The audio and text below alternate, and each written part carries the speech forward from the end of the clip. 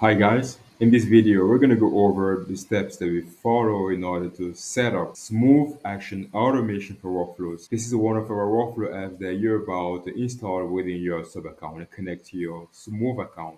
And more importantly, to execute actions directly from your workflow for your Smoove.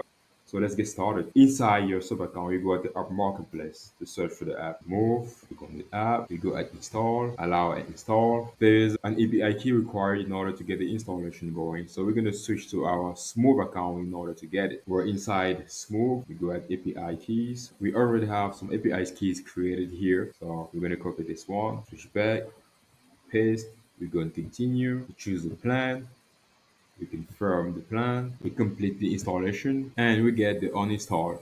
This means that the tool is already connected to our Smoove account, and now we're able to execute actions directly from the work for our Smoove account. So guys, if you ever have any question, feel free to reach out. We are a very dedicated team who's also available 24/7 to answer to all your questions.